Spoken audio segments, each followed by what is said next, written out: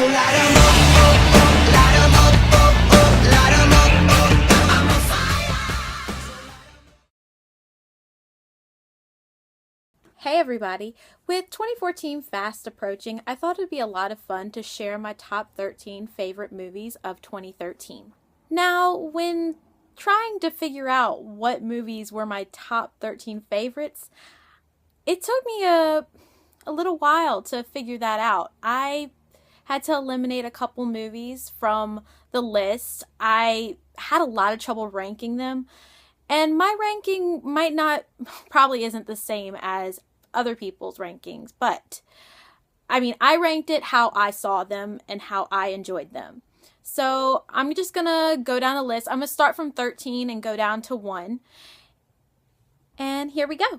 For number 13, I chose Beautiful Creatures. It wasn't the best book adaptation, but I thought it caught the basic essence of the book, and I really enjoyed the movie. I bought it on Blu-ray right when it came out, and I still love it. I know a lot of people won't agree, but that's okay. This is my list. For number 12, I chose Kick-Ass 2. I was once again just blown away by the crazy awesomeness that is Kick-Ass and Hit Girl. I enjoyed the second movie just as much as the first, and I can't wait for the third movie, which I'm sure there is going to be a third one because of the hints of one at the very end of the movie. If y'all haven't seen it, y'all definitely need to. For number 11, I chose Star Trek Into Darkness. I kind of was goaded into seeing it by my dad. He's a big Star Trek fan. I've always been a big Star Wars fan, but I decided I'll give it a shot. I'll go see it. I made sure to watch the first Star Trek movie before it, and while I really enjoyed the movie, it just wasn't for me. But I just had to put it on my list because it really was a great film, and I really enjoyed it. And of course, with Benedict Cumberbatch, why wouldn't I enjoy it? There's a whole line of great cast members, but he was the big standout for me. For number 10, I chose Iron Man 3. The reason it is number 10 is because while I really enjoyed this movie, it wasn't as good as, say, Iron Man, the original. It was better than the second one, so that is why it is number 10, and I really enjoyed it. I love almost every Marvel movie out. There are only a couple that I like to pretend don't exist, but this isn't one of them. I really loved this movie. For number 9, I chose Fast and Furious 6.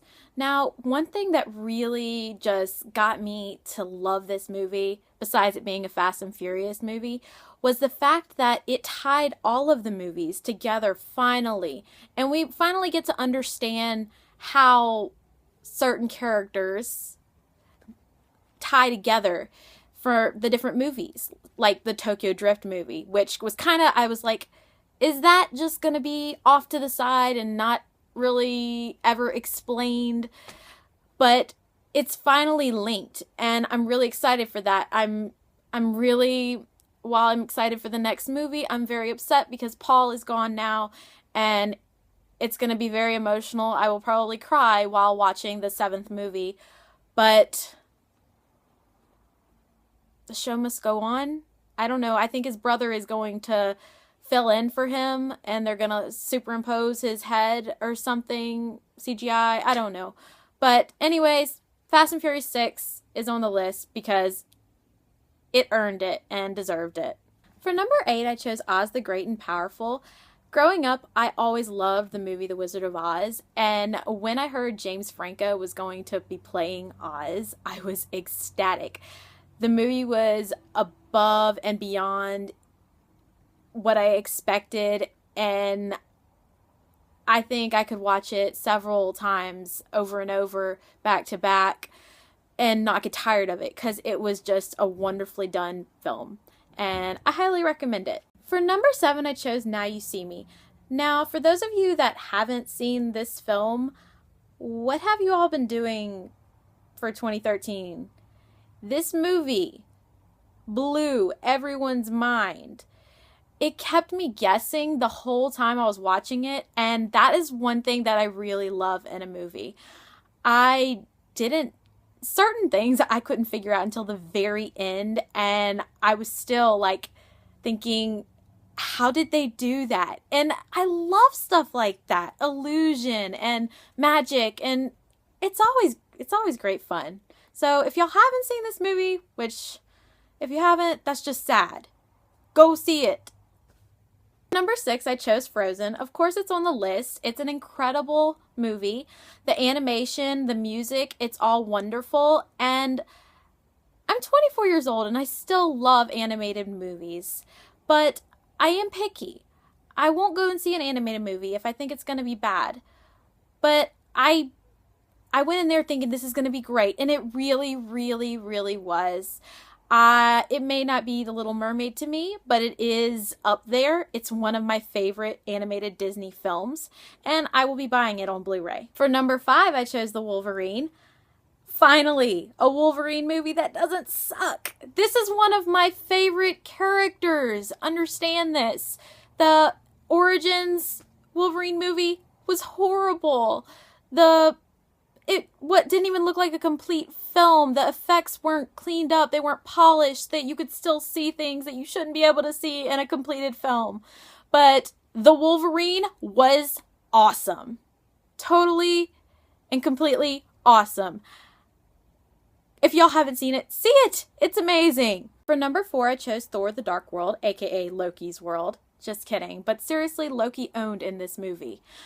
What I really loved about this movie was that we got to see more of the Asgardian culture and the history, just more about where Thor comes from and how he lives in Asgard.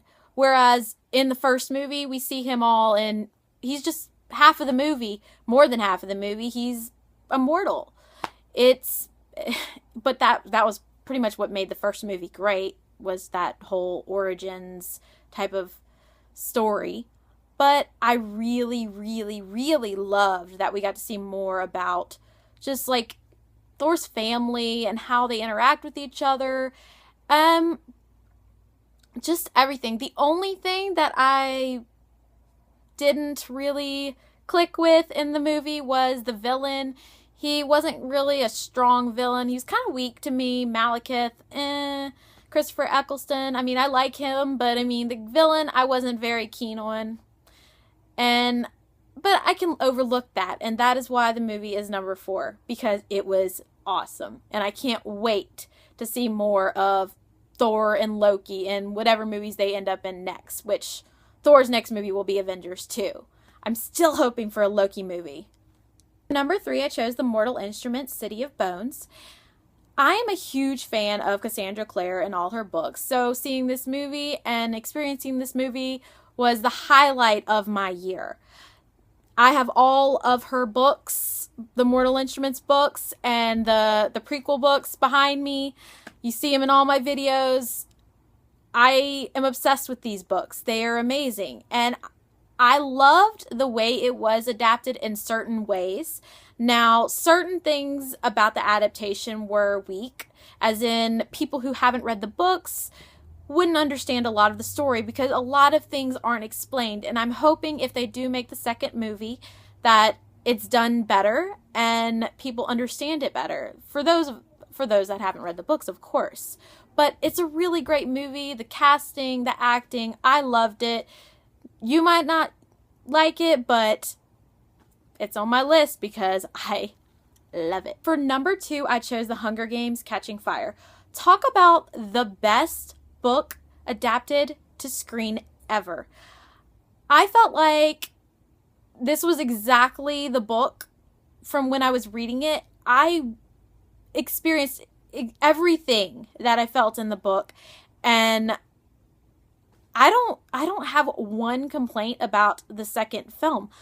Catching Fire, I don't know how they did it, but they did it. It's perfect. I think it should win awards. I mean, like, if there's an award for best adaptation, is there? I don't know. But seriously, it's phenomenal.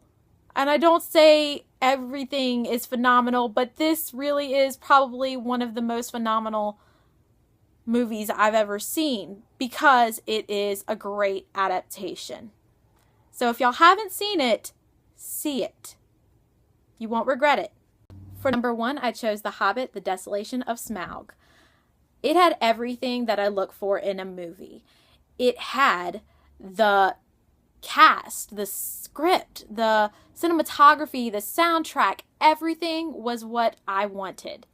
Now, the Lord of the Rings trilogy, like a decade ago, set the bar high for what I expect in a movie. And of course, it's going to be the Hobbit stuff, more stuff by Peter Jackson that's going to make me just go wow again. Like, nothing really wows me as much as a Peter Jackson film. Well, these Middle-earth films. I mean, I love the story, the lessons you learn from it. It's not like adapted perfectly from the books, but the things that they add into the movies, I really enjoy because in the Hobbit movies, they're trying to link them to the Lord of the Rings, the storylines, whereas with the Hobbit book and the Lord of the Rings books, they're not really linked together.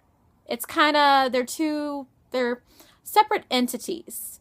But I really enjoyed the little things that they added in to this movie. Like the female parts. I mean, The Hobbit doesn't really have any females in the book. And I really enjoyed all of them, the new characters that were added.